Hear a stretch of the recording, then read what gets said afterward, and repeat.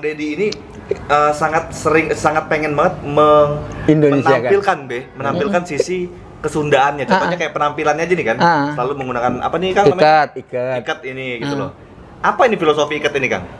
Iya, ikat itu kan mengikat pikiran, mengikat kepala. Kan ikat itu ikat kepala. Kepala terus diikat, pikiran terus diikat.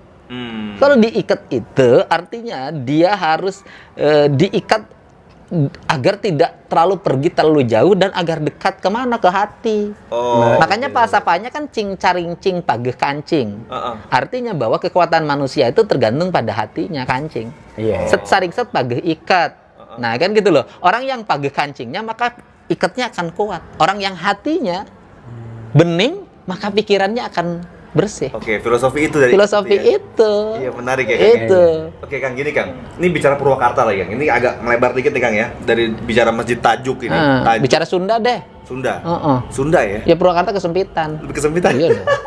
Tapi kalau Kang Deddy kan Purwakarta, kemarin nyalon gubernur kan? Wakil. Wakil ya? Wagub. Wakil nggak nyalon gubernur, Beh. Iya. Wakilnya kemarin siapa? Deddy Mizwar. Ini kan mau bicara Sunda ya. Sunda. Saya kaitan dengan ikat kepala. Ikat kepala.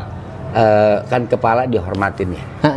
Jadi dulu orang baju nggak pakai, terbuka saja kan. Bawah tentu ditutup. Tapi kepala mesti ada ikat karena itu dihormatin. Kalau nggak salah, apakah tarian Sunda gerakan tangannya liwat kepala? Kesana nggak pernah. Nggak pernah liwat kepala. Jadi kan kalau kita perhatikan kan Jakarta juga tariannya paling tinggi begini. Nggak bisa liwat kepala. Nggak boleh itu, Be? Nggak boleh karena ini dihormatin. Oke. Gini, Be, ini kan mumpung lagi ada Kang Deddy nih, Be ya. Orang yang terkenal banget Sunda banget deh pokoknya deh. Kalau bicara Sunda ya Kang Deddy lah pokoknya. Nah, gini, Be. Ini kan baru-baru ini juga banyak banget fenomena kayak Sunda Empire, Emperor itulah. Sunda Empire, Amplifier, Selacawu, terus macam-macam kerajaan-kerajaan lain yang muncul tuh kan. Nah, pandangan Kang Deddy mengenai itu apa ya, Kang? Iya, pandangan saya pertama ada imajinasi. Orang ingin membangun kejayaan masa lalu dalam masa kini, dan itu sah setiap orang untuk berimajinasi.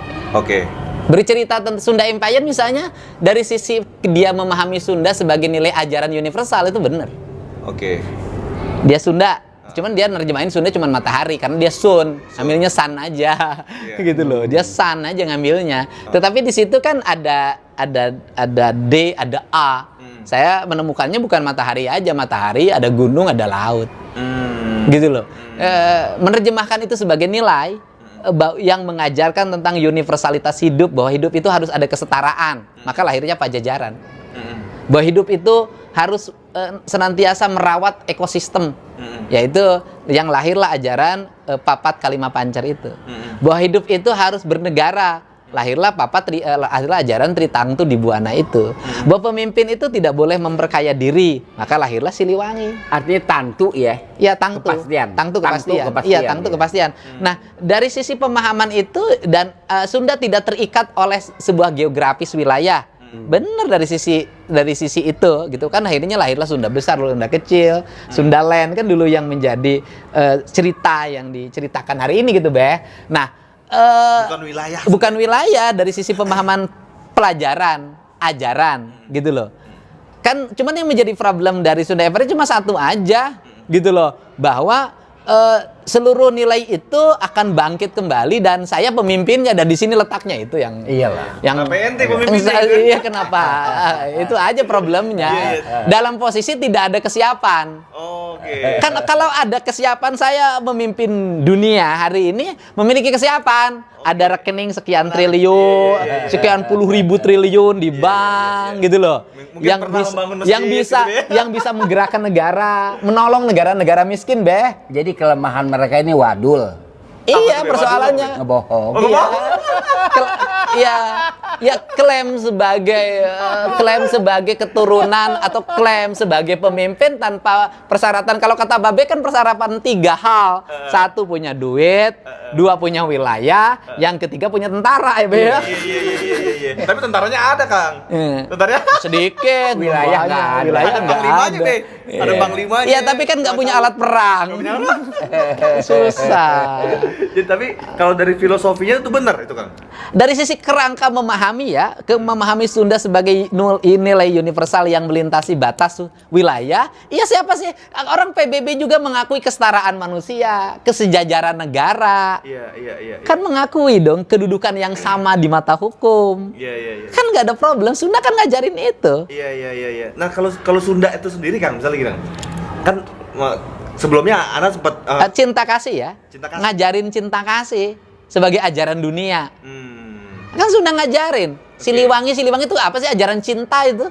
Iya, ajaran cinta. Saling Ajaran mengharumkan. Iya. Saling mengharumkan, Be. Siliwangi itu saling mengharumkan. Oh, Siliwangi. ajaran cinta. Jadi cocok dong, Be. Cinta. Saling mengharumkan. Iya. Bukan saling ngejelekin. Makanya kan dari sisi aspek peradaban itu kan mohon maaf ya, kesetaraannya Eropa. Iya. Iya kan? Romantis. Iya. Itu kan orang Sunda. Iya. Sumuhun. Ini, Kang, ini, Kang. Ini ada lagi, Kang, beberapa perdebatan, Kang, ya. Katanya dari zaman dulu tuh ada pertarungan antara ya Walaupun yang tadi ya Sunda Empire misalnya pada klaim-klaim yang tidak didasarkan pada data empiris, misalkan Pentagon di Bandung, PBB di Bandung.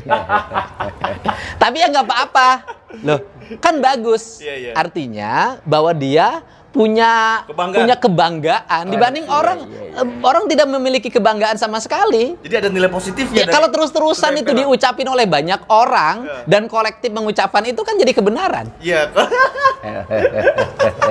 Kebenaran yang terulang nih ya. Iya. Kesalahan yang terulang jadi benar. Iya. Terus gini, Kang. Ini bicara lagi Sunda nih, Kang. Hubungan antara Sunda dan Jawa nih, Kang, ya. Nah, ini kan dari zaman dulu. Itu ada beberapa tadi gua kan sempat diskusi juga sama Mbak Abe tuh mengenai Gajah Mada, Ayam Muruk. Kenapa sih di wilayah Sunda ini, wilayah Jawa Barat ini nggak ada nama-nama jalan itu, Kang? Ya dulu. Gimana ceritanya, Kang? Menurut versi Ya Kang dulu mungkin kan itu masuk dalam sebuah mitologi ya tentang kisah Citra Resmi atau Rieke Diah Pitaloka. Yang fraksi PDIP, bukan? Bukan, Be. Oh, bukan ya? Itu Putri Ayu dari Tanah Galuh, Be. Yang perang bubat. Diah Pitaloka itu. Iya. Iya kan? Gitu loh. Diah Pitaloka nggak pakai Rieke, Be. Oh, nggak pakai Rieke. Ya, itu kan cerita. Kalau Diah Pitaloka itu teman saya. Oh, gitu ya. Nah, itu kan cerita ya Oneng. Itu kan mungkin masuk dalam cerita itu sehingga ada mungkin kebencian sejarah. Tetapi kan pada fakta-faktanya kan sudah nggak ada problem itu. Orang kakak saya nikah juga sama orang Surabaya. Orang Jawa juga. Orang Jawa. Tapi tadi kan Babe sempat gue sempat diskusi sama Babe tadi, Kang, ya, mengenai itu. Itu semua fiktif ya, Be, ya? Kalau menurut saya, Bubat itu kan lapangan olahraga, bukan nama tempat, ya kan. Kemudian Prabu Hayam Wuruk itu, ya kan, dia bukan playboy kalau bahasa sekarang.